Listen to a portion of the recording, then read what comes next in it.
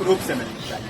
क्योंकि एक बार को आप सोचिए, आखिर उस बच्चे की गलती क्या होती है जो एक गरीब घर में पैदा होता है और उसको बेहतर शिक्षा से वंचित होना पड़ता है। शिक्षा के सामने एक पैसे की दीवार खड़ी है, जो जितनी ऊंची दीवार लांघ सकता है, जो जितना अधिक पैसा शिक्षा पे खर्च कर सकता है, वो उतनी बेहतर शिक्षा पा सकता है। लेकिन अगर एक देश एक है, लोकतांत्रिक देश है, तो शिक्षा भी सबको एक समान रूप से तो मिलनी ही चाहिए। आज परिस्थिति ये है कि एक तरफ तो प्राइवेट स्कूल हैं जो लूट के अड्डे बने हुए हैं, वहां पे आप एडमिशन कराने जाएंगे तो सिर्फ एडमिशन के नाम पे ही आपको 10,000 20,000 रुपए देना होगा।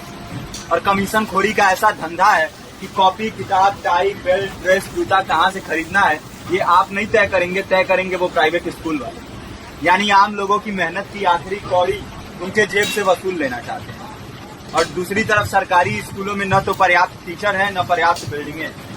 2019 का ही ये पुराना आंकड़ा है कि हर 100 में से 52 स्कूलों में या तो एक टीचर है या 2 टीचर हैं। और उन्हीं टीचरों के ऊपर जिम्मेदारी थोप दी जाती है कि जनगणना करो, मतगणना करो, पशु गणना करो, तमाम काम करवाए जाते हैं। और 19 के बाद से तब से कितने टीचर रिटायर हुए होंगे और 18 के बाद से कोई टीचर की वैकेंसी भी नहीं है।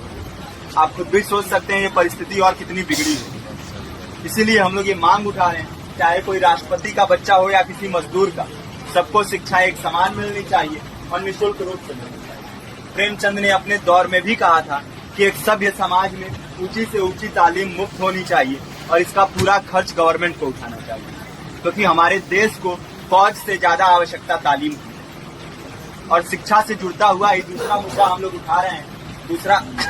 दूसरा मुद्दा है रोजगार का।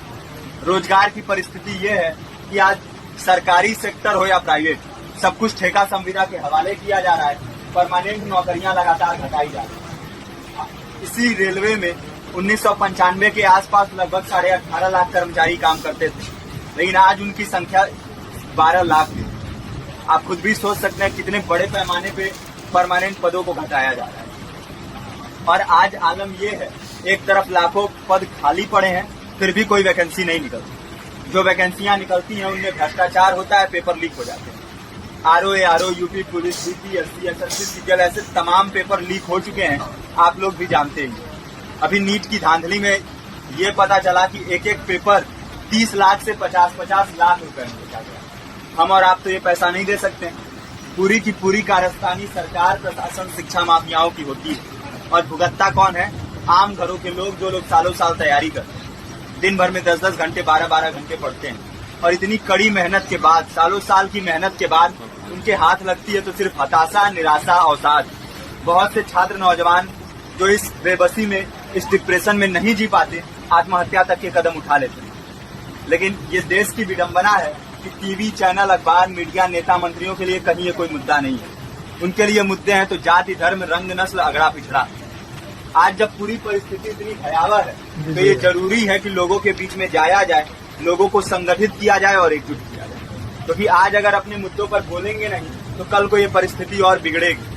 हो सकता है ले देके अपनी जिंदगी तो हम लोग काट ले जाएं, लेकिन आने वाली पीढ़ियों को क्या भविष्य देके जाएंगे, ये भी सोचने वाली बात है। हमारे साथी ने आपको पर्चा दिया है, पर्चा आप तक पहुंच गया है। पर्चे में और भी बातें हैं, इसको पूरा विस्तार से पढ़िए। पर्चे में हमारा नंबर है, संपर्क कीजिए। फेसबुक का, इंस्टाग्राम का लिंक है, आप वहाँ पे जाएंगे तो आपको पता भी चलते रहेगा कि लगातार किन किन माध्यमों से हम इस अभियान को चला रहे हैं। नुक्कड़ नाटक, संगीत, शिक्षा सहायता मंडल, लाइब्रेरी, तमाम माध्यमों से इस अभियान को चला रहे हैं और कोशिश कर रहे हैं कि बड़े से बड़े पैमाने पर हर जगह पे लोगों को संगठित किया जाए और एकजुट किया जाए। आपके बीच भी आए हैं, आपका साथ और सहयोग दें। साथ इस रूप में कि आप भी हमारे इस कारवां और इस मुहिम से जुड़िए।